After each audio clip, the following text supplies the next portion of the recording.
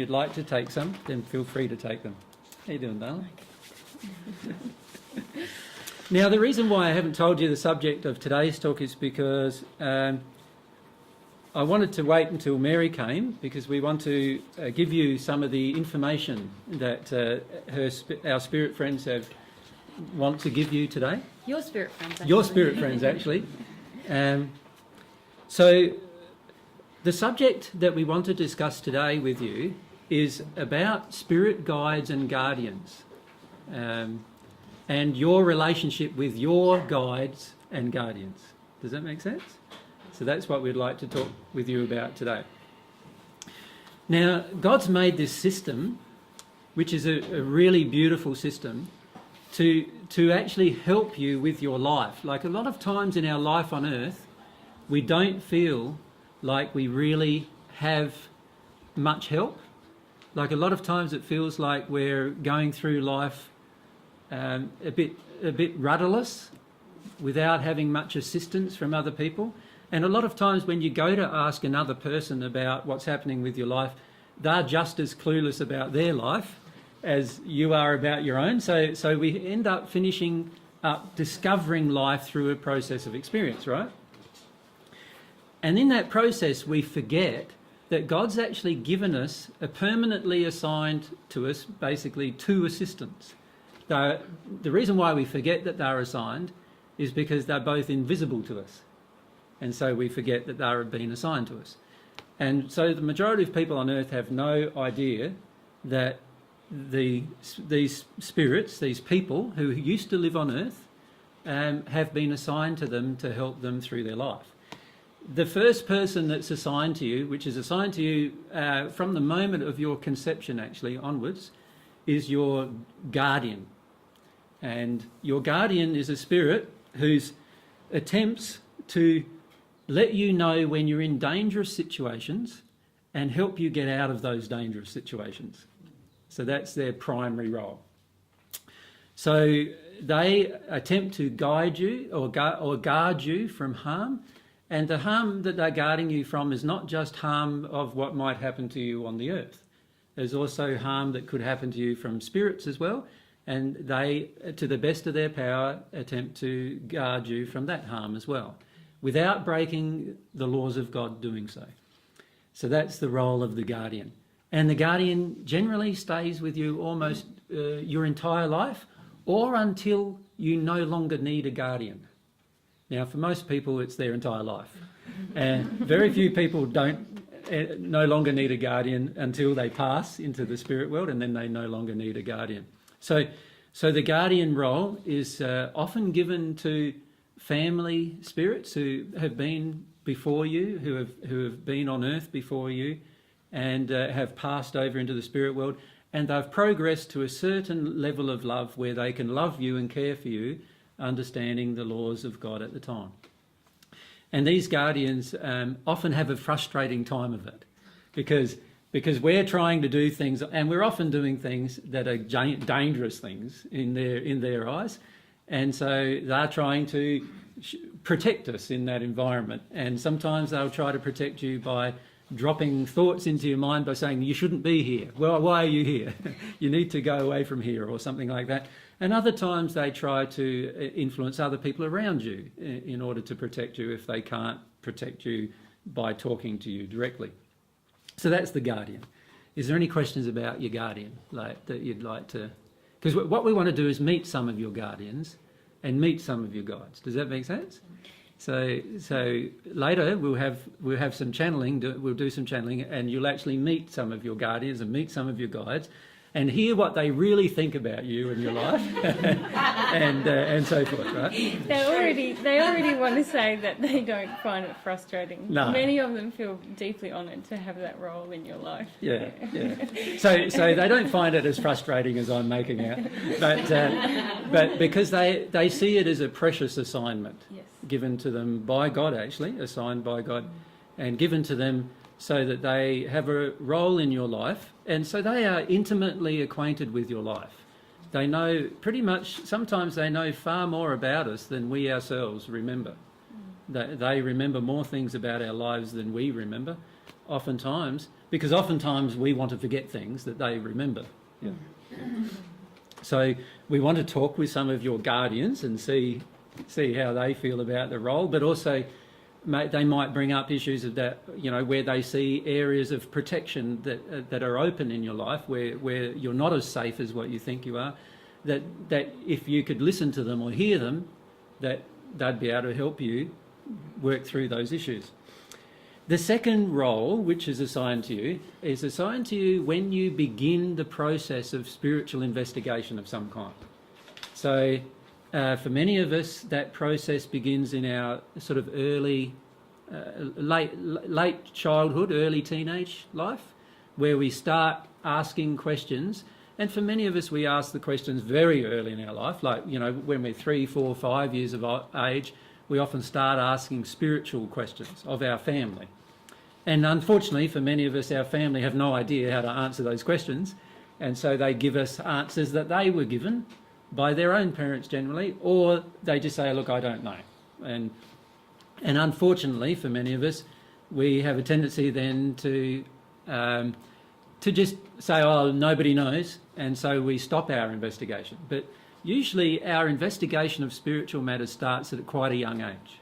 Like usually, shortly after 3 years of age, generally, we start asking lots of questions about life, many of which our parents are either uncomfortable answering because they feel that we're not developed enough to understand the answer, or that our parents don't know the answer. As a child, we often ask very direct questions, questions that are very, very difficult for most people on the planet to answer. And so we learn at a very young age that some questions you don't bother asking anymore, which is unfortunate because we couldn't get answers to most questions, or all questions, in fact. So our guide, at the time we start asking questions, our guides are assigned to us.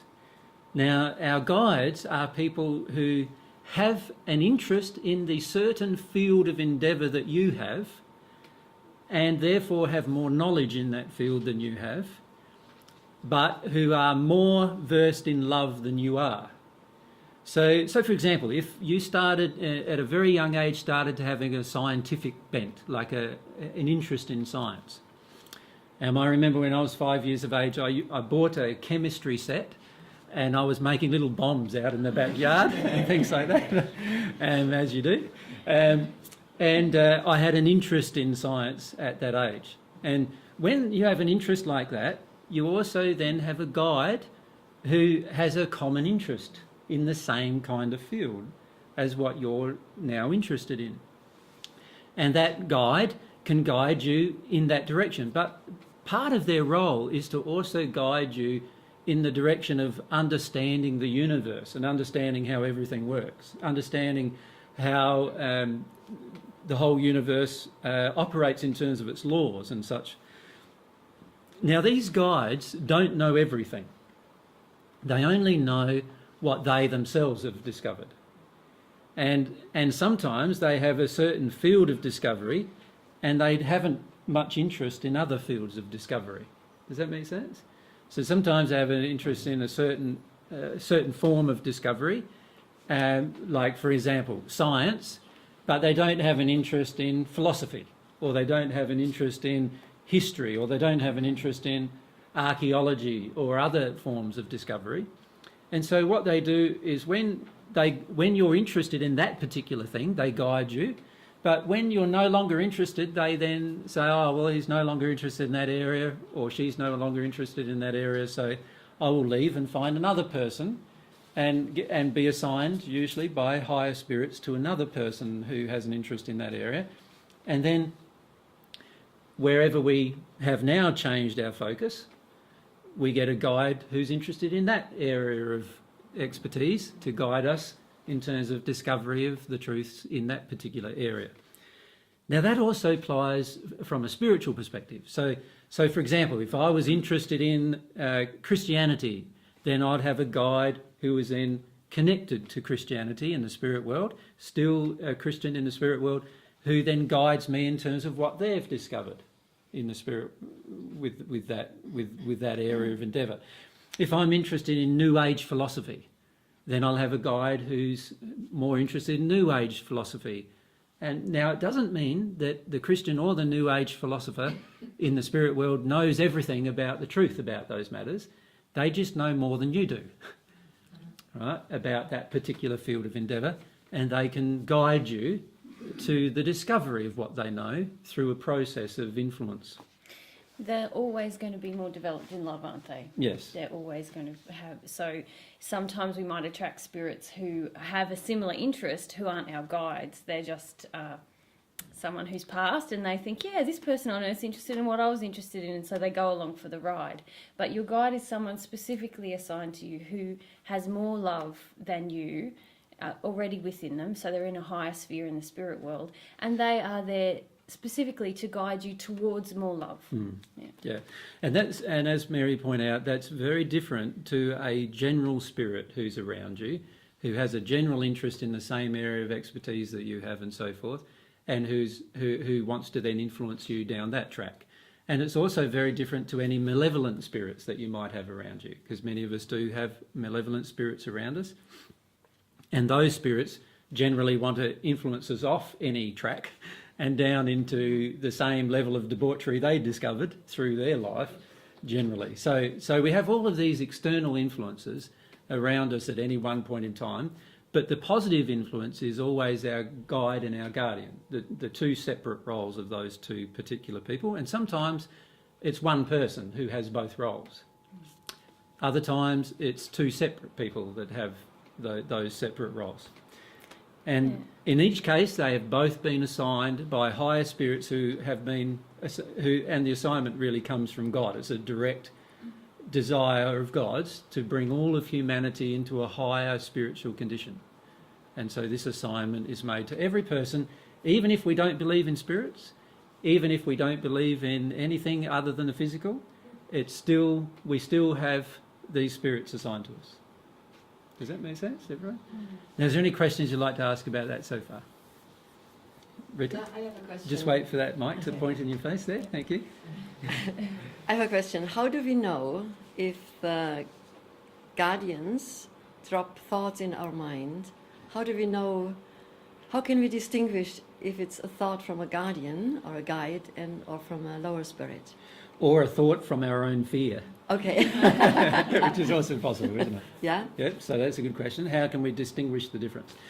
Well, if we always remember that our guide and guardian are in a higher condition of love than we are, then they won't be dropping thoughts into our mind that cause fear within us generally. They'll be dropping thoughts into our mind, though, that allow us to take action. So for example, if I think of taking some action, let's say I decide I want to go on an overseas trip, which is something you've done recently, right? So you want to go on an overseas trip, you're thinking of taking some action. If all of a sudden you just get thoughts coming into your mind about you shouldn't go, it's really, really bad, it's dangerous, and you get all those kind of thoughts coming into your mind, then obviously the person who's giving you those thoughts is either yourself in fear, or spirits around you who are also in fear, who are pushing you to not do what you desire. With regard to your guides and your guardians, they will always encourage you to do what you desire, but they'll want to bring it more into harmony with love. So they'd be encouraging you to go on the trip because it's something you desire, but they would also let you know what to take care with when you engage your desire. So this is one thing we would like to discuss with you as to how you can connect more strongly with these guides and with your guardian. And one of the ways is by engaging your desires with more passion. Because when you engage your desires, it's very, very hard for negative spirits to drop thoughts into your mind that are all negative, that try to tune you away from your desires. Does that make sense? Yep. Makes sense a lot. Yeah. But we'll talk about that because we want to read what some of our guides, what Mary's guides have channeled for you, and these are your guides actually that have channeled this through Mary, as to how to maintain a connection with them, a stronger connection. So at the moment, what they find is that because of different physical and spiritual things in your environment, they find it difficult to guide you at times. And what they would like to do is find it a lot easier to have a stronger connection with you, because it also means the connection is far more enjoyable, right? And so what they'd like to do is talk to you about some basic things that you can do to improve your own connection with them. And once you have those basic things happening, then it's much, much easier for them to communicate with you more openly, to influence you by helping you to do what you desire. So these guides and guardians in a higher state of love, they're not trying to control you. Lower spirits will try to control you, but higher spirits don't try to control you. What they're trying to do is they're trying to help you engage your desires with passion, and then they're trying to help you bring those desires into more harmony with love. That's their underlying goal. So they're not trying to push you around or force you to do things or control you. Now, other spirits around us at times do that, but our guide and guardian will never, ever choose to do that. Does that make sense?